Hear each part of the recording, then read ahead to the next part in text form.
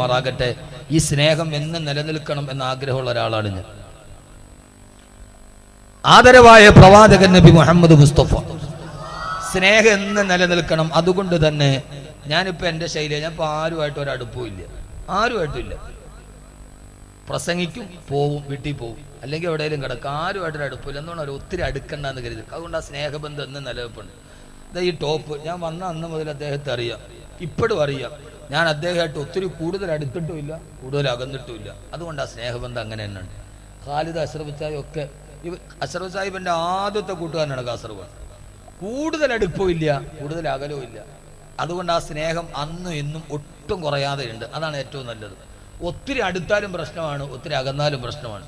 NSS ആണ് നല്ലത്. സമദൂരം സമസാമീപ്യം, എല്ലാവരും സമദൂര സിദ്ധാന്തം, അതാണ് നല്ലത്. മഹാനായ സയ്യിദ് ബിൻ സെയ്ദ് റളിയല്ലാഹു തആല അൻഹു പറഞ്ഞു, ഞാനൊരു സ്വപ്നം കണ്ടു. എന്താ സ്വപ്നം? എന്താ സ്വപ്നം? ചെറുപ്പക്കാരെ, ഇങ്ങനെ ഒരു സ്വപ്നം കാണാൻ നിങ്ങളെ പ്രേരിപ്പിക്കാം. ഇങ്ങനെ ഒരു സ്വപ്നം നിങ്ങളുടെ ജീവിതത്തിൽ ഉണ്ടാവണം. മഹാനായ സയ്യിദ് ബിൻ സെയ്ദ് റളിയല്ലാഹു തആല അൻഹു പറഞ്ഞു, ഇല്ല ഇല്ല, ആ സ്വപ്നം നിങ്ങളോട് ഞാൻ പറയില്ല. കൂട്ടുകാരെ നിർബന്ധിച്ചപ്പോ പറഞ്ഞു പത്രേ, ആ സ്വപ്നം ഞാൻ നിങ്ങളോട് പറഞ്ഞു തരാം. പക്ഷേ ഞാൻ മരിച്ചിട്ടല്ലാതെ, ഞാൻ മരിക്കുന്നതിന് മുമ്പ് ഞാൻ ഈ കണ്ട സ്വപ്നം ആരോടും പറയരുതെന്ന് ഉറപ്പു തന്നാൽ ആ സ്വപ്നം ഞാൻ നിങ്ങളോട് പറയാം കൂട്ടുകാരാ. അവസാന കൂട്ടുകാരൻ മരിച്ചിട്ടല്ലാതെ, മരണശേഷമല്ലാതെ മറ്റൊരാളോട് ഇത് പറയില്ല എന്ന ഉറപ്പിന്റെ പേര് ആ കൂട്ടുകാരനോട് പാതിരാ സമയത്ത് ഉറക്കത്തിൽ കിടന്ന് താങ്കളുടെ സ്വപ്നം ഇങ്ങനെ വിളമ്പി കൊടുക്കുകയാ. മഹാനായ സയ്യിദ് ബിൻ സെയ്ദ് റളിയല്ലാഹു തആല അൻഹു പറഞ്ഞു, കൂട്ടുകാരാ, ഞാൻ എന്റെ ശരീരത്തിലേക്ക്, എന്റെ കണ്ണിലേക്ക് ഉറക്കം വന്നിങ്ങനെ മാടി വിളിച്ചപ്പോ, ഉറക്കത്തിലേക്ക് നടന്നു പോയപ്പോ ആ സമയത്ത് ഞാൻ എന്റെ കൺമുമ്പിൽ അല്ലാഹുവിന്റെ സ്വർഗം സ്വപ്നം കാണുകയാ.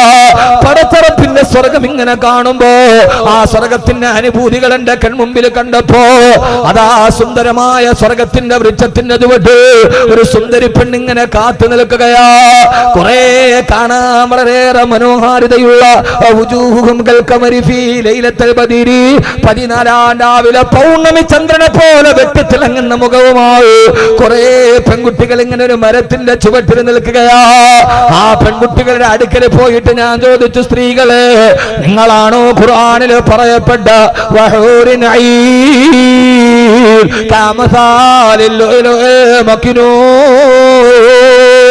നിങ്ങളാണോ സ്വർഗത്തിൽ ഖുർആനിൽ പറയപ്പെട്ട ഹൂറികൾ എന്ന് ചോദിച്ചപ്പോ ആ സുന്ദരികളായ നയനമനോഹരികളായ പെൺകുട്ടികൾ എന്നോട് മറുപടി പറഞ്ഞു, അല്ല അല്ല, ഞങ്ങൾ ഹൂറികളല്ല, ഞങ്ങൾ ഹൂറികളുടെ പരിചാരകരാണ്, യഥാർത്ഥ ഹൂറി പെണ്ണുങ്ങളെ സർവന്റുകളാണ് ഞങ്ങൾ. ഹൂറികൾ ഇതിന്റെ മറുഭാഗത്താണ് നിൽക്കുന്നതെന്ന് പറഞ്ഞപ്പോ ഞാൻ ആ മറുഭാഗത്തേക്ക് നടന്നു പോകവേ സ്വർഗത്തിന്റെ സിദ്ർ വൃക്ഷത്തിന്റെ ചുവട്ട് ആര് കണ്ടാലും മതിമയങ്ങി പോകുന്ന പൗർണമി ചന്ദ്ര പോലെ വെട്ടിത്തിളങ്ങുന്നൊരു പെൺകുട്ടി ആ വൃക്ഷത്തിന്റെ ചുവട്ടിൽ ഇങ്ങനെ നിൽക്കുകയാ. ഞാൻ ആ പെൺകുട്ടിയുടെ അടുക്കലേക്ക് പോയിട്ട് ചോദിച്ചു, നീ ആരാ? അപ്പോഴാണ് പറഞ്ഞത്, ഞാൻ ആരെന്നറിയോ? ഞാൻ നിന്റെ സ്വർഗത്തിലെ ഭാര്യയാണ്, ഞാൻ നിന്റെ സ്വർഗത്തിന്റെ ഭാര്യ, ഞാൻ നിനക്ക് സ്വർഗത്തിൽ അല്ലാഹു കരുതി വെച്ച ഭാര്യ. നിന്റെ പേരെന്താണ്? എന്റെ പേരാണ് ഐനാ മർദിയ. ഐനാ മർദിയ, എന്റെ പേര് ഐനാ മർദിയ എന്നാ. എന്റെ ചെറുപ്പക്കാര്, സമയത്ത് ഉറക്കത്തിൽ കിടന്നപ്പോ സയ്യിദ് റളിയല്ലാഹു തആല അൻഹു ഉറക്കത്തിൽ വിളിച്ചു പറഞ്ഞത് ഈ പെൺകുട്ടിയുടെ പേരാ ഐനാ മർദിയ. ബഹുമാനപ്പെട്ട സയ്യിദ് റളിയല്ലാഹു തആല അൻഹു പറയാ, ആ പെണ്ണിന്റെ മനോഹാരിത കണ്ടപ്പോ, അവൾ എന്റെ സ്വർഗത്തിൽ അല്ലാഹു വെച്ചിരിക്കുന്ന ഭാര്യയാണെന്ന് ഉറപ്പായപ്പോ അവളുടെ ശരീരത്തിലേക്ക് പിടിക്കാൻ ഞാൻ ഇങ്ങനെ കൈ കൊണ്ടുപോയപ്പോ ആ കൈ തട്ടി മാറ്റിയിട്ട് പറഞ്ഞു, വേണ്ട സയ്യിദേ, ഞാൻ നിന്റെ സ്വർഗത്തിലെ ഭാര്യ, നീ ഇപ്പോഴും ദുനിയാവിലാണ് നിലനിൽക്കുന്നത്, നിനക്കിപ്പോൾ ഞാൻ അനുവദനീയമല്ല, അതുകൊണ്ട് നീ നേരെ ദുനിയാവിലേക്ക് മടങ്ങിപ്പോയിക്കൊള്ളുക. ആഗ്രഹത്തോടെ കൈതൊടാൻ പോയപ്പോ ആ ദുനിയാവിലേക്ക് തിരിച്ചു പോകാൻ ആ പെൺകുട്ടി എന്നോട് പറഞ്ഞപ്പോ അപ്പോഴാണ് വിളിച്ചു പറഞ്ഞത്, മഹല്ലിനീ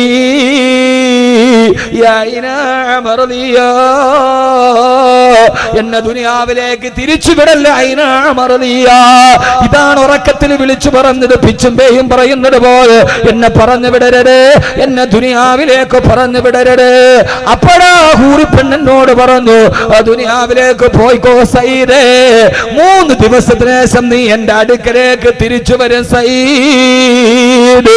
3 ദിവസത്തിൽ കൂടുതലല്ലാതെ ദുനിയാവിൽ നിനക്ക് ദീർഘായുസില്ല. 3 ദിവസം കഴിയുമ്പോൾ നീ എന്റെ അടുക്കലേക്ക് തിരിച്ചു വരേണ്ടവനാ. അത് കേട്ടിട്ടാണ് കൂട്ടുകാരാ, ആ സമയത്താണ് നീ എന്നെ തട്ടി വിളിച്ചത്. എന്റെ പ്രിയപ്പെട്ട സഹോദരങ്ങളോട് സഹോദരിമാരോട്, സഹോദരങ്ങളെ 3 ദിവസമാണ് ഇനി ദുനിയാവിലുള്ളതെന്ന വാർത്ത അറിഞ്ഞു. അന്നൊരു തിങ്കളാഴ്ച ദിവസമാണ്. ചൊവ്വ ബുധൻ വ്യാഴം വ്യാഴാഴ്ച മഗ്‌രിബിന്റെ സമയമായി. മഹാനായ സയ്യിദ് റളിയല്ലാഹു തആല യുദ്ധം ചെയ്തുകൊണ്ടിരിക്കുകയാണ്. അതാ മഗ്‌രിബിന്റെ ബാങ്ക് മുഴക്കാൻ സൂര്യൻ പടിഞ്ഞാറേക്ക് മടങ്ങി പോകുന്നു. സൂര്യൻ അസ്തമിക്കാൻ നേരമായി. ഐന മർദിയ പറഞ്ഞ സമയം അവസാനിക്കുന്നു. അന്ന് സയ്യിദ് റളിയല്ലാഹു തആല സുന്നത്ത് നോമ്പുകാരനാണ്. പടിഞ്ഞാറ് സൂര്യൻ അസ്തമിക്കാൻ പോകവേ സയ്യിദ് റളിയല്ലാഹു അൻഹുവിന്റെ കഴുത്തിലേക്ക് ഒരു ശത്രു തന്റെ കയ്യിലിരുന്ന വാളുകൊണ്ടാന്ന് വെട്ടിയിട്ട് കഴുത്ത് മുറിഞ്ഞ് മഹാനവറുകളെ താഴേക്ക് വീണു. രക്തം തടം തല്ലിയോ തൊടുകുമ്പോ സഹാബത്തോടി കൊണ്ടുവന്ന് കുടിക്കാൻ വെള്ളം കൊടുത്തിട്ട് പറഞ്ഞു, സയ്യിദ് മഗ്‌രിബിന്റെ ബാങ്ക് മുഴങ്ങാറായി, നോമ്പ് തുറക്ക് സയ്യിദ് റളിയല്ലാഹു തആല പറഞ്ഞു, ഇല്ല ഞാൻ നോമ്പ് തുറക്കുന്നില്ല. ഒരു നോമ്പുകാരനായിട്ട് എനിക്കെന്റെ പടച്ചുറപ്പിന്റെ മുമ്പിൽ പോകണം. എനിക്കെന്റെ സ്വർഗത്തിന്റെ ഭാര്യ കാത്തിരിക്കുകയാ. സഹോദരങ്ങളെ 3 ദിവസം കൊണ്ട് സ്വപ്നത്തിൽ കണ്ടതുപോലെ 3-ാമത്തെ ദിവസം നോമ്പുകാരനായി കഴുത്ത് വെട്ടി രക്തം തടം തല്ലി തുടങ്ങി തന്റെ സ്വർഗത്തിന്റെ ഭാര്യയുടെ സമീപത്തിലേക്ക് തിരിച്ചുപോയി. മഹാനായ സയ്യിദ് ബിൻ സയ്യിദ് റളിയല്ലാഹു തആല അൻഹു, മഹാനായ സയ്യിദ് ബിൻ സയ്യിദ് റളിയല്ലാഹു തആല അൻഹു, ഞാൻ എന്റെ സഹോദരങ്ങളോട് സഹോദരിമാരോട് നെഞ്ചിൽ കൈവച്ച് ചോദിക്കുകയാ, അൽഹാകുമുത് തകാസുർ ഹത്താ അസ്റതുൽ മഖാബിർ. മഖബറയിലേക്ക് ഒരു ദിവസവും നമ്മളെയും കൊണ്ടുപോവുകയില്ലേ? അന്നത്തെ ദിവസം വിട പറയുമ്പോ കഞ്ചാവിന്റെ ലഹരിയിലല്ല, മദ്യത്തിന്റെ സുഖത്തിലല്ല, കാമുകി പെണ്ണിന്റെ മടിത്തട്ടിലല്ല, സുന്നത്ത് നോമ്പ് പിടിച്ച് അള്ളാഹുവിന്റെ സ്വർഗത്തെ കണ്ട് ഭാര്യ മക്കളോട് സലാം പറഞ്ഞ് വിട പറയാ. 6 അടി മണ്ണിലേക്കുള്ള യാത്ര ശുഭകരമാക്കാൻ ഇവിടെ നിങ്ങൾ പരിശ്രമിക്കണേ. ഇതല്ലാതെ നമ്മുടെ ജീവിതത്തിലൊന്നുമില്ല. ഇതല്ലാതെ നമ്മുടെ ജീവിതത്തിലൊന്നും ബാക്കിയില്ല. അതുകൊണ്ട് എന്റെ പ്രിയപ്പെട്ട സഹോദരിമാരോട് അള്ളാനെ ഭയന്ന് ജീവിക്കണേ, അള്ളാനെ പേടിച്ച് ജീവിക്കണേ, പടച്ചറപ്പിനെ പേടിച്ച് ജീവിക്കണേ. എന്റെ പ്രിയപ്പെട്ട സഹോദരാ സഹോദരി, എന്റെ പ്രിയപ്പെട്ട സഹോദരാ, പാരാവാരം പോലെ പരന്നു കിടക്കുന്ന മരുഭൂമിയിൽ, ഒരു മനുഷ്യവാസത്തിന്റെ വിദൂര സാധ്യത പോലുമില്ലാത്ത മരുഭൂമിയിൽ തന്റെ പ്രിയപ്പെട്ട ഭർത്താവ് കൈക്കുഞ്ഞിനെ കയ്യിലേൽപ്പിച്ചിട്ട് മരുഭൂമിയിലൂടെ ലേക്ക് നടന്നു പോകുമ്പോ ഭർത്താവ് ഉപേക്ഷിച്ചിട്ട് പോയ ചോരപ്പൈതലിനെ കയ്യിൽ പിടിച്ച് ആ ചോരപ്പൈതല് പൈതാഹത്തിന് വേണ്ടി നിലവിളിക്കുമ്പോ മരുഭൂമിയിൽ നിന്ന് ഒലിച്ചു വന്ന വെള്ളം കുടിപ്പിച്ച് സഫാ മർവയുടെ ഇടയിലൂടെ ഓടി അവസാനം 9 വർഷക്കാലം തന്റെ ഭർത്താവില്ലാതെ തന്റെ പൊന്നുമോനെ കഷ്ടപ്പെട്ട് വളർത്തിയ ഭാര്യ. കാസർഗോഡ് പെങ്ങളോട് ഞാനിത് പ്രത്യേകിച്ച് ഓർമ്മിപ്പിക്കുന്നത്, എന്റെ പ്രിയപ്പെട്ട പെങ്ങള് ഭർത്താവില്ലാത്ത സമയത്ത് അന്യപുരുഷനുമായി ഫേസ്ബുക്കിലും വാട്സപ്പിലും ചാറ്റ് ചെയ്യുന്ന, അന്യപുരുഷനുമായി ജീവിതം പങ്കിടുന്ന, പാവപ്പെട്ട ഭർത്താവിനെ മറന്നുപോകുന്ന, മക്കളോടുള്ള കടമകൾ മറന്നുപോകുന്ന എന്റെ പ്രിയപ്പെട്ട പെങ്ങളെ, 9 വർഷം കഴിഞ്ഞിട്ടാണ് ഭർത്താവ് തിരിച്ചു വരുന്നത്. വരുന്ന സമയത്ത് 9 വയസ്സുകാരനായ പൊന്നുമോൻ ഇസ്മായിൽ ഓടിച്ചെന്ന് വാപ്പാനെ കെട്ടിപ്പിടിച്ചു മുത്തം കൊടുത്തിട്ട് അന്ന് രാത്രി ഉറക്കത്തിൽ സ്വപ്നം കാണുന്നു. ഒരു കഥക്ക് പോലും പറയാൻ കഴിയാത്ത ടോൾസ്റ്റോയ് ഈശോയുടെ കഥക്ക് പറയാൻ കഴിയാത്ത നാടക മുഹൂർത്തം. രാവിലെ എഴുന്നേറ്റിട്ട് പറഞ്ഞു, ഹാജറ, നമ്മുടെ മകന്റെ കഴുത്തറക്കാൻ അല്ലാഹു ഇന്നലെ രാത്രിയിൽ എന്നോട് പറഞ്ഞു. ഹാജറ പരിഭവമില്ലാതെ പൊട്ടിക്കരയാതെ തന്റെ പ്രിയപ്പെട്ട ഭർത്താവിനോട് വളർത്തിയതിന്റെ കണക്ക് പറഞ്ഞിട്ടില്ല. 9 വർഷം നിങ്ങൾ ഇവിടെ ഇല്ലാതിരുന്നപ്പോ ഈ കുഞ്ഞിനെ ഞാനാണ് വളർത്തിയതെന്ന് കണക്ക് പറഞ്ഞില്ല. അള്ളാഹുവിന്റെ കൽപ്പന ഇതാണെങ്കിൽ പിടിച്ചോണ്ട് പറഞ്ഞു, 9 വർഷക്കാലം ഒരു മനുഷ്യന്റെ സഹായമില്ലാതെ മരുഭൂമിയിൽ ഒറ്റക്ക് വളർത്തിയ പൊന്നുമോനെ കൺമണിയെ ഭർത്താവിന്റെ കയ്യിലേക്ക് കൊടുത്തിട്ട് ഒരു കയ്യിൽ മൂർച്ചയുള്ള പിച്ചാത്തിയും മറുകയിൽ തന്റെ പൊന്നുമോനെ പിടിച്ചുകൊണ്ട് ഭർത്താവ് പാറക്കെട്ടിലേക്ക് പോകുമ്പോ വീടിന്റെ വരാന്തയിൽ ആ കാഴ്ച കണ്ടിട്ട് നിലവിളിച്ചിട്ടില്ല, പൊട്ടിക്കരഞ്ഞിട്ടില്ല. തന്റെ പ്രിയപ്പെട്ട ഭർത്താവ് ഒരു കയ്യിൽ മൂർച്ചയുള്ള പിച്ചാത്തിപ്പിടി മറുകയിൽ കട്ടപ്പെട്ട് വളർത്തിയ പൊന്നുമോൾ കഴുത്തറക്കാൻ കൊണ്ടുപോകുമ്പോ പാറക്കെട്ടിൽ മലത്തി കിടത്തിയിട്ട് മകന്റെ കഴുത്തിലേക്ക് കത്തിവെക്കുമ്പോ, ഉപ്പാ എന്നെ കമഴ്ത്തി കിടത്തറുക്കുപ്പാ, എന്തേ മോനെ എന്റെ മുഖത്ത് നോക്കിക്കൊണ്ട് കഴുത്തിൽ കത്തിയുടെ പിടിമുറുക്കാൻ എന്റെ ഉപ്പാക്ക് കെടിയില്ല. ഉപ്പാ എന്റെ കൈയും കാലും കെട്ടിയിട്ട് ഇറക്കാവൂ. എന്തേ പൊന്നുമോനെ എന്റെ കഴുത്തിലേക്ക് കത്തി വെച്ചിട്ട് കത്തി എന്നെ ഞരമ്പ് മുറിച്ചിട്ട് രക്തം വെളിയിലേക്ക് വന്നെന്റെ ഉപ്പാന്റെ പൊന്നുമോൻ കൈകാലിട്ട് ഇങ്ങനെ അടിക്കുമ്പോ പിന്നെ ഉപ്പാക്ക് ബാക്കി അറുക്കാൻ കഴിയില്ല. ഉപ്പാ പൂർത്തിയാക്കാൻ കഴിയാതെ വന്നാല് ഞാനും ഉപ്പായും ഉമ്മായും അല്ലാഹുവിന്റെ സ്വർഗത്തിൽ പോകുമോ? ഉപ്പെങ്ങാനും ഈ കാര്യത്തിൽ നിന്ന് തിരിഞ്ഞു പോയാൽ പിന്നെ നമുക്ക് സ്വർഗത്തിൽ പോകാൻ കഴിയില്ലല്ലോ. ഉപ്പ എന്റെ കയ്യും കാലും കെട്ടിയിട്ടിട്ടറുക്കണം. മൂന്നാമത് പറഞ്ഞു, എന്റെ രക്തം പുരണ്ട കുപ്പായം എന്റെ പൊന്നുമ്മാനെ ഒരിക്കലും കാണിക്കല്ല ഉപ്പ, എന്റെ ഉമ്മാക്കത് സഹിക്കാൻ കഴിയില്ല. ഞാൻ ഈ കേട്ട് പടകിയ കഥ വീണ്ടും ആവർത്തിച്ചത് എന്തെന്നറിയോ? പൊന്നുമോനെ പാറക്കെട്ടിലും മരന്ന് കിടക്കുമ്പോ കഴുത്തിലേക്ക് കത്തിവെക്കുമ്പോ ഉപ്പാനോട് സ്വർഗമെന്ന് പറഞ്ഞു കൊടുക്കുന്നൊരു മകനെ പാവപ്പെട്ട ഇബ്രാഹിം നബിക്ക് സമർപ്പിച്ചു കൊടുത്തതാണെന്നറിയോ? 9 വർഷക്കാലം ഉപ്പയില്ലാതെ മകനെ വളർത്തുമ്പോ ഓരോ സമയത്തും മകനോട്, മോനെ ഇസ്മായിലേ, നിന്റെ വാപ്പ നമ്മളെ ഉപേക്ഷിച്ചിട്ട് പോയത് വാപ്പാടെ സുഖത്തിനല്ല, അല്ലാഹുവിന്റെ കൽപ്പനക്ക് വേണ്ടിയാണ് വാപ്പ നമ്മളെ ഇട്ടിട്ട് പോയതെന്ന് വാപ്പയില്ലാത്ത സമയത്തും മക്കളോട് വാപ്പയുടെ ത്യാഗങ്ങൾ പറഞ്ഞു കൊടുത്ത് കട്ടപ്പാടുകൾ പറഞ്ഞു കൊടുത്ത് വളർത്തിയ പ്രിയപ്പെട്ട ഭാര്യ ബഹുമാനപ്പെട്ട ബീവി ഹാജറ റളിയല്ലാഹു തആല അൻഹാ. കാസർഗോഡ് ഭർത്താക്കന്മാരെ, ഭർത്താവ് വീട്ടിലില്ലാത്ത സമയത്ത് ഓരോ സമയത്തും നമ്മുടെ മക്കൾക്ക് ഭക്ഷണം വിളമ്പി കൊടുക്കുമ്പോ ഓരോ സമയത്തും പൊന്നുമക്കളെ വാപ്പ ദുബൈയിൽ കിടന്ന് കട്ടപ്പെട്ടുണ്ടാക്കുന്ന, വാപ്പ സൗദി അറേബ്യയിലും മണലാരുണ്യത്തിലെ കിടന്ന് കട്ടപ്പെട്ടിട്ട് അയച്ചു തരുന്ന പൈസയാണ് മക്കളെ ഈ ഭക്ഷണമെന്ന് നമ്മളില്ലാത്ത സമയത്ത് നമ്മുടെ ത്യാഗത്തെ കുറിച്ച് മക്കളോട് പറഞ്ഞു കൊടുത്ത് വളർത്തുന്ന മോനെ. കാസർഗോഡും ചെറുക്കളയിലും വാപ്പ അങ്ങാടിയിൽ നട്ടുച്ച നേരത്ത് ജോലി ചെയ്ത് മത്സ്യക്കച്ചവടം നടത്തി കൂലിപ്പണി ചെയ്ത് ഓട്ടോറിക്ഷ ഓടിച്ചിട്ട് കിട്ടുന്ന വരുമാനമാണ് നമ്മുടെ ഈ ഭക്ഷണം. മക്കളെ, മക്കൾക്ക് 3 നേരം ചോറ് വിളമ്പി കൊടുക്കുമ്പോ മക്കളെ ഈ ചോറ് നിന്റെ വാപ്പ നട്ടുച്ച നേരത്ത് 3 ചക്രത്തിന്റെ മുകളിൽ ഓടിച്ചോടിച്ചുണ്ടാക്കുന്നതാണ്. നിന്റെ വാപ്പ കഷ്ടപ്പെട്ടുണ്ടാക്കുന്ന മുതലാണ് നമ്മൾ ഈ കഴിക്കുന്ന ഭക്ഷണമെന്ന് ഭർത്താവില്ലാത്ത സമയത്ത് ഭർത്താവിന്റെ ത്യാഗത്തെ കുറിച്ചും മക്കളോട് പറഞ്ഞു വളർത്തുന്നൊരു ഹാദറയെ നമുക്ക് കിട്ടിയില്ലെങ്കിൽ പൊന്നുമോളെ, ഇതാണൊരു പെണ്ണിന്റെ നിയോഗമെന്ന് മനസ്സിലാക്കാൻ. അല്ലാതെ പാവപ്പെട്ട ഭർത്താവ് ഗൾഫിൽ കിടന്ന് കഷ്ടപ്പെടുമ്പോ അവൻ ജീവിതത്തിന്റെ 2 അറ്റം തമ്മിൽ കൂട്ടിമുട്ടിക്കാൻ ഓട്ടോറിക്ഷ ഓടിച്ച് നടക്കുമ്പോ അവനെ കാലം തൊലിവെളുപ്പുള്ളവനെ കാണുമ്പോ അവന്റെ ശരീരത്തിന്റെ പുറകെ പോകുന്നവളെ ലതറ ഉന്നൽ ജഹീം ലതറ ഉന്നൽ ജഹീം, നീ ജഹീമെന്ന കത്തിക്കാളുന്ന നരകത്തെ കാണുക തന്നെ ചെയ്യുമെന്ന് സൂറത്ത് തകാസുർ. അങ്ങനെ ഒരു ഭാര്യയെ നമുക്ക് കിട്ടണം. നമ്മളില്ലാത്ത സമയത്ത് നമ്മുടെ ത്യാഗത്തെ കുറിച്ച് ഭാര്യയോട് മക്കളോട് പറഞ്ഞു കൊടുത്ത് വളർത്തുന്ന ഒരു ഭാര്യ. ഹസരത്ത് ആയിഷ പള്ളംകൂടി ഞാൻ പറയുന്നുണ്ട്. പിന്നെ ബാക്കി അള്ളാഹു നമ്മുടെ ഭാര്യമാരെ അങ്ങനെ ആക്കി തരട്ടെ. ഇതില്ലെങ്കിൽ പിന്നെ ജീവിതത്തിന് എന്ത് സുഖമാണുള്ളത് സഹോദരങ്ങളെ? ജീവിതത്തിൽ എന്ത് ബാക്കിയാണ് നമുക്കുള്ളത്? ഒന്നുമില്ല. അവരോടാണ് പറഞ്ഞത് ലതറവുന്നൽ ജഹീം, നിങ്ങൾ കത്തിക്കാളുന്ന നരകത്തെ കാണുക തന്നെ ചെയ്യും.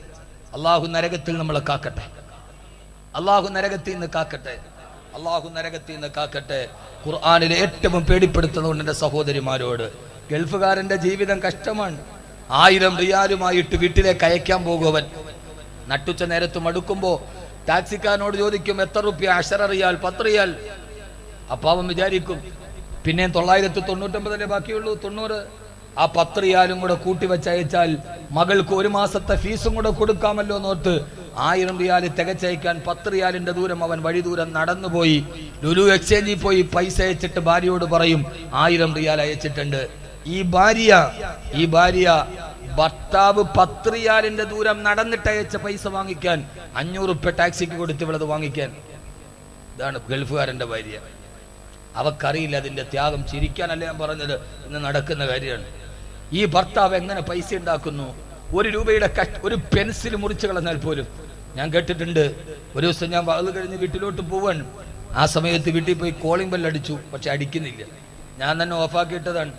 കാരണം ദിവസം വീട്ടിൽ കോളിംഗ് ബെൽ അടിയാൻ നേരമുള്ളൂ, ഉറങ്ങാൻ പറ്റില്ല. അതുകൊണ്ട് ഓഫാക്കിയിട്ടോണ്ട് ഓണാക്കിയില്ല, കോളിംഗ് ബെൽ അടിച്ചില്ല. ഞാൻ മെല്ലെ വാതിൽ തുറന്ന് കയറാൻ പോയപ്പോൾ എൻ്റെ ഭാര്യ എൻ്റെ 2ാമത്തെ മോനെ വല്ലാതെ ശകാരിക്കുന്നു, ദേഷ്യപ്പെടുന്നു.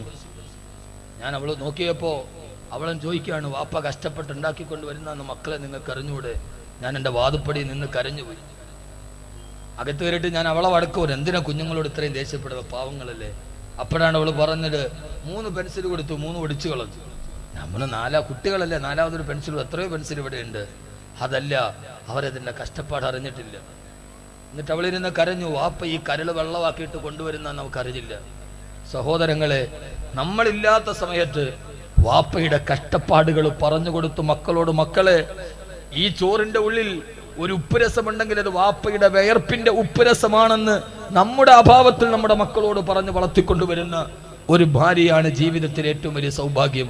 അള്ളാഹു നമ്മളെ അങ്ങനെ ആക്കി തരട്ടെ. സഹോദരിമാരെ, അതാണ് നമ്മുടെ ദൗത്യം എന്ന് തിരിച്ചറിയാൻ. ഇല്ലെങ്കിൽ ഞാൻ സൂറത്ത് തക്കാത്തറിന്റെ ഒരു ചർച്ച ഇവിടെ അവസാനിപ്പിക്കുകയാണ്. അള്ളാഹു നമ്മുടെ ഭാര്യമാരെ നന്നാക്കി തരട്ടെ. അള്ളാഹു നമ്മുടെ കുടുംബത്തെ നന്നാക്കി തരട്ടെ. ഒളിച്ചോട്ടങ്ങൾ വർദ്ധിക്കുന്നു, ജീവിതം സങ്കടത്തിൻ്റെതായി മാറുന്നു. അള്ളാഹു സുബ്ഹാനഹു വ തആല നമ്മുടെ ജീവിതത്തിൽ എല്ലാവിധ ബുദ്ധിമുട്ടുകളും മാറ്റി അള്ളാഹു അനുഗ്രഹിക്കുമാറാകട്ടെ. ജാഗരൂകരാകണം പെണ്ണെ. നിന്റെ ഈ ശരീരവും നിന്റെ ഈ സ്വർണ്ണം അല്ലാതെ അവൻ ആവശ്യമില്ല. കഴിഞ്ഞ ആഴ്ച എൻ്റെ വീട്ടിലൊരു ഭർത്താവ് വന്നിട്ട് പറഞ്ഞു, ഉസ്താദെ, എൻ്റെ ഭാര്യയെ ഒരു മുസ്ലിയാർ അടിച്ചുകൊണ്ടുപോയി. ഞാൻ മുസ്ലിയാരായാലും കൊണ്ടുപോയി, ഒരു മുറി മുസ്ലിയാരാണ്. അവൻ ഗൾഫിലൊക്കെ പോയിട്ട് വന്നിട്ട് പിന്നെ അവൻ ഒരു മന്ത്രവാദത്തിന് മുസ്ലിയാരായതാണ്.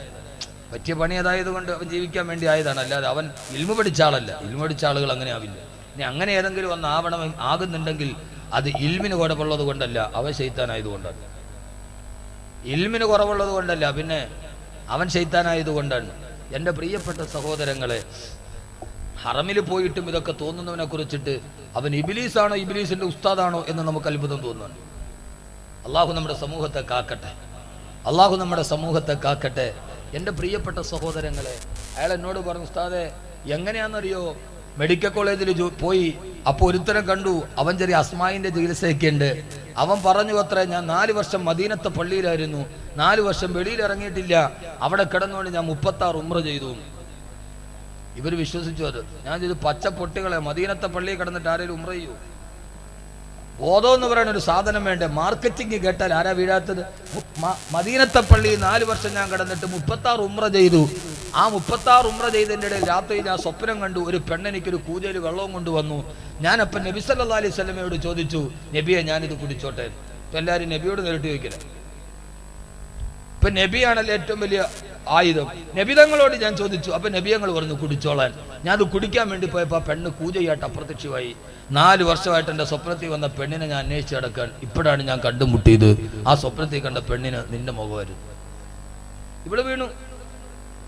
ഇവള് വീണു ആ നെറ്റ്വർക്കിൽ, മാർക്കറ്റിംഗിൽ ഇവള് വീണു. ഇടി പച്ച പൊട്ടി, നിനക്ക് തോന്നണ്ട ഇത് കള്ളവാന്ന്? ഞാൻ വല്ലതും പറഞ്ഞാൽ വല്ലതും കൂടിപ്പോകും. അതങ്ങനെ അവക്ക് കഥയൊന്നും വെക്കണ്ട, പോട്ടിന് അതിനകത്തേക്ക്. ഈ ഒരു അവസ്ഥയിൽ ചൂഷണം ചെയ്യുമ്പോൾ നമുക്കറിഞ്ഞുകൂടെ? അതൊരു ചികിത്സയുടെ മറവിൽ നടന്നി. എൻ്റെ പ്രിയപ്പെട്ട സഹോദരങ്ങളെ, സയ്യിദന്മാരുണ്ട്, അവരൊരു വെള്ളം ഊതിയിട്ട് തൊട്ട് തന്നാൽ പോലും ശിഫയാണ്. അതിനിപ്പോൾ അത്രയും വലിയ കഥയൊന്നും അവർക്ക് വേണ്ട. കാരണം അവരുടെ കൈകൾക്ക് ബറക്കത്തുണ്ട്, ഷിഫായുണ്ട്. സൂഫികളായി ഉലമാക്കളുണ്ട്, സന്തോഷത്തോടെ ജീവിച്ച സൂഫികളുണ്ട്, സയ്യിദന്മാരുണ്ട്. അവരെന്ന് കൈപൊക്കി ആമീൻ എന്ന് ചെറിയ അക്ഷരത്തിൽ പറഞ്ഞാൽ മതി, അതിന് പ്രതിഫലമുണ്ട്. ലോകത്ത് കാണുന്ന സർവ്വതിൻ്റെയും പുറകെ പോയിട്ട് അവസാനം അതിനെ പറഞ്ഞിട്ട് കാര്യമുണ്ടോ? അള്ളാഹു നമുക്ക് ബോധം നൽകി അനുഗ്രഹിക്കുമാറാകട്ടെ. അതുകൊണ്ട് അള്ളാഹുവിനെ പേടിച്ച് നന്മയെ പേടിച്ച് ജീവിക്കുക. ഖുർആനിലെ ഏറ്റവും പേടിപ്പെടുത്തുന്ന ആയത്താണ് സൂറത്തു തക്കാസുർ. ഏറ്റവും പേടിപ്പിക്കുന്ന സൂറത്താണ് സൂറത്തു തക്കാസുർ. അള്ളാഹു ആ സൂറത്ത് കൊണ്ട് പേടിയോടെ ജീവിച്ച് അള്ളാഹുവിന്റെ മുമ്പിൽ നല്ല അടിമകളായി ജീവിക്കാൻ അള്ളാഹു തൗഫീഖ് നൽകട്ടെ. തുടങ്ങിയിട്ടുള്ള അള്ളാഹു ദിക്റൊക്കെ തരുമ്പോ ലാവൂലേ? മാഷാ, നിങ്ങള് ഭാഗ്യമുണ്ട്. ഒരായത്തും കൂടെ കേട്ടോളി. ഇത് അനന്തമായിട്ട് നീണ്ടു പോരുത് കേട്ടോ.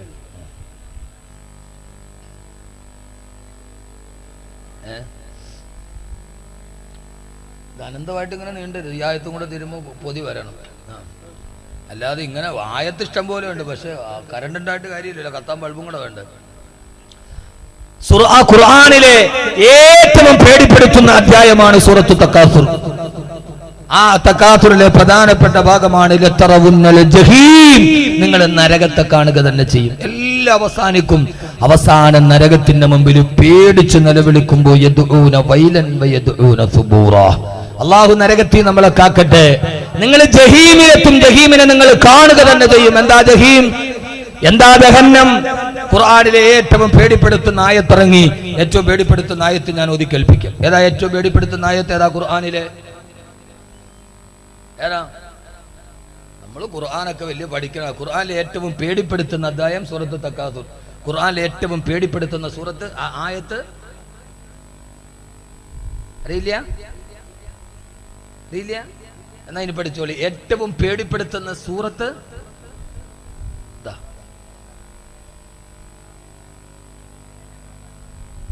ഒന്ന് പറയിച്ചാമാരെ എന്തായത്? സൂറത്ത് തക്കാ. ഇനി ഇത് പഠിപ്പിക്കാൻ വേറെ ഒരാൾ വരരുത്. ഇങ്ങനെയല്ലേ നമ്മൾ പഠിക്കുക. സൂറത്തു തക്കാസുർ ഏറ്റവും പേടിപ്പെടുത്തുന്ന ആയത്ത്. ഏതായാലും ഏറ്റവും പേടിയുള്ളത് നരകമാണല്ലോ. അപ്പൊ അതുമായിട്ട് ബന്ധപ്പെട്ട ആയത്താകൂല്ലോ. ഖുർആനിൽ ആയത്ത് കേട്ടോളി. ലതറവുന്നൽ ജഹീം. നിങ്ങൾ നരകത്തെ കാണുക തന്നെ ചെയ്യും. എന്താ നരകം?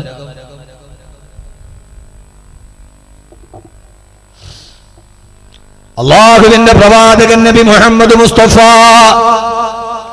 സല്ലല്ലാഹു അലൈഹി വസല്ലം ആയത്തവതീനമായി ഇന്ന ജഹന്നമ കാനത് മിർസാദാ ലിതാഗീന മാബാ ലാബിസീന ഫീഹാ ഹുഖാബാ ലാ യദൂഖൂന ഫീഹാ ബർദൻ വലാ ശറാബാ ഇന്ന ജഹന്നമ കാനത് മിർസാദാ. ജഹന്നം എന്ന കത്തിക്കാളുന്ന നരകം അതിന് താഗീനമാവാ. അഹങ്കാരം കാണിക്കുന്ന, പരസ്പരം പോരി വിളിക്കുന്ന, എല്ലാത്തിന്റെ പേരിലും പെരുമ കാണിക്കുന്ന അഹങ്കാരികൾക്കാണ് ജഹന്നം എന്ന നരകമുള്ളത്. തക്കാസുർ കാണിക്കുന്നവനാണ് ജഹന്നം എന്ന നരകമുള്ളത്. ആ ജഹന്നമിന്റെ കഥ അറിയണോ?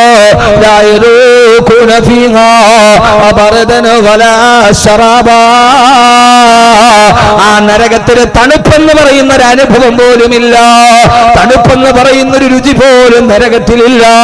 ആ നരകത്തിലാണെങ്കിലോ ഇല്ലാ ഹമീമൻ വഗസ്സാഖാ. ആ നരകത്തിൽ ഹമീം എന്ന് പറയുന്ന ചീഞ്ചലമല്ലാതെ മറ്റൊന്നുമില്ല.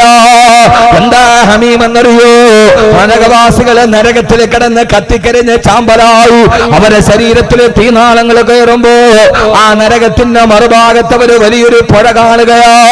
തീയിൽ കിടന്ന് വെന്ത് കരിയുന്നവൻ പുഴയിലെ വെള്ളം കാണുമ്പോ ഉത്സാഹത്തോടെ ഓടുന്നത് പോലെ നരകവാസികളാ പുഴയിലെ കൊടാണ്ടുടങ്ങും. ഓടി ഓടി ഓടി ആ പുഴയുടെ മുമ്പിലെത്തുമ്പോ അവിടെ തണുത്ത വെള്ളമൊടുകുന്ന പുഴയല്ല, പിന്നെയോ ഇല്ല ഹമീമൻ വഗസ്സാഖാ. അവിടെ ഹമീം എന്ന ചീന്തലും ഇങ്ങനെ തിളച്ചു മറിയുന്ന പുഴയാ, ഹമീമിന്റെ പുഴയാ. ആ ചൂട് കൊണ്ട്, ഇപ്പോഴത്തെ ചൂട് നമുക്കറിയാമല്ലോ, ആ ചൂട് കൊണ്ട് വെള്ളത്തിന് മുമ്പിലെത്തുമ്പോ ഹമീമിന്റെ ചൂട് കാരണത്താൽ അവരുടെ മാംസം മുഴുവനും ഉരിഞ്ഞ് താഴോട്ട് വീണിട്ട് ഒരു അസ്ഥികൾ മാത്രമായിട്ട് അവശേഷിക്കുമ്പോ അവരവിടെ നിന്ന് വീണ്ടും തിരിച്ച് നരകത്തിലേക്ക് ഓടും. ആ നരകത്തിലേക്ക് ഓടുമ്പോ പാതി വഴിയിൽ അവർക്ക് ദുനിയാവിന് ഓർമ്മ വരും.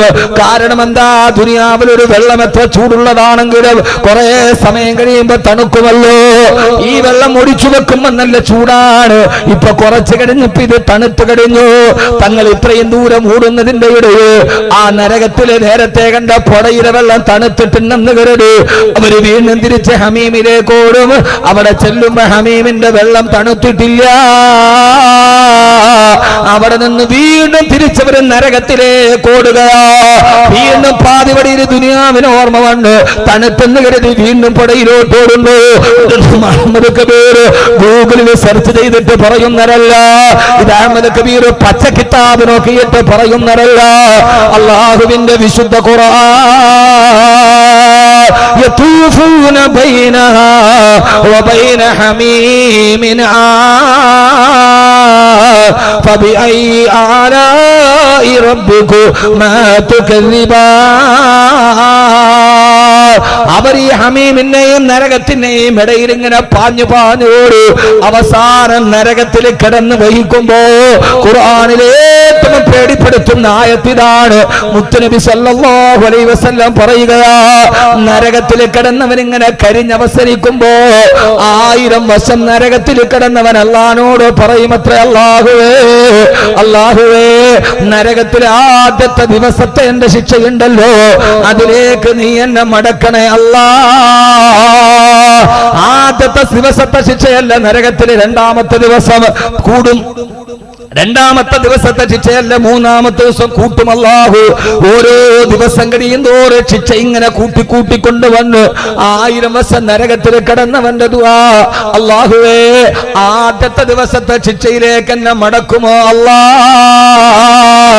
എന്നല്ലാഹുവോട് താണുകയാണ് ചോദിക്കുമ്പോ ഒരു കരുണയില്ലാതെ പടച്ചറപ്പിന് കരുണ കിട്ടണമെങ്കിൽ സൂറത്ത് തക്കാസുർ ഉറങ്ങുന്നതിന് മുമ്പ് ഓതണം. അവനോട് കരുണയില്ലാതെ അല്ലാഹു പറയുമത്ര, ഇല്ല ഫദൂഖൂ ഫലൻ നസീദകും ഇല്ലാ അദാബാ. ഇതാണ് ഖുർആനിലെ ഏറ്റവും പേടിപ്പെടുത്തുന്ന ആയത്ത്. ഫദൂഖൂ, ഈ നരകത്തെ കിടന്ന് നീ രുചിച്ചു കൊള്ളുക. ഫലൻ നസീദകും ഇല്ലാ അദാബാ. ഓരോ ദിവസം കഴിയും തോറും നിനക്ക് ഞാൻ ശിക്ഷ കൂട്ടി തരുമെന്ന് ഒരു കരുണയില്ലാതെ യജമാനനായ അല്ലാഹു അവരോട് പറയുമെന്ന് അല്ലാഹുവിന്റെ വിശുദ്ധ ഖുർആൻ. അല്ലാഹു നമ്മളെ കാത്തുരക്ഷിക്കട്ടെ. ഈ ആയത്ത് കേട്ടപ്പോഴാണ് ഉമർ റളിയല്ലാഹു തആല ബോധരഹിതനായി താഴെ വീണ് പൊട്ടിക്കരഞ്ഞത്. സഹാബത്ത് താങ്ങിയെടുത്തപ്പോ പറഞ്ഞു, കൂട്ടുകാരെ നിങ്ങൾക്കൊക്കെ അല്ലാഹുവിന്റെ മുമ്പിൽ പേടിക്കേണ്ടതില്ല. പക്ഷേ ഉമർ ഒരു കാലത്ത് തെമ്മാടിയായിരുന്നു, ഒരു കാലത്തും ഒരു കള്ള് കച്ചവടക്കാരനായിരുന്നു, ഒരു കാലത്തും ഒരു വ്യഭിചാരിയായിരുന്നു. പിന്നെയാണ് മുത്തന്നെ കൈ പിടിച്ചിട്ട് ഇസ്ലാമിലേക്ക് കൊണ്ടുവന്നത്. ഈ നരകം കേൾക്കുമ്പോൾ എന്റെ പഴയകാലത്തിന്റെ പ്രവർത്തനങ്ങളോത് എനിക്ക് സങ്കടം വരുന്നു സഹാബാ എന്ന് പറഞ്ഞു പൊട്ടിക്കരയുമായിരുന്നു സയ്യിദിനാ ഉമർ ഇബ്നുൽ ഖത്താബ് റളിയല്ലാഹു അൻഹു. അല്ലാഹു നമുക്ക് ആ പേടി അല്ലാഹു നമുക്ക് നൽകി അനുഗ്രഹിക്കുമാറാകട്ടെ. ഖുർആനിലെ തറവുന്നൽ ജഹീം, നിങ്ങൾ നരക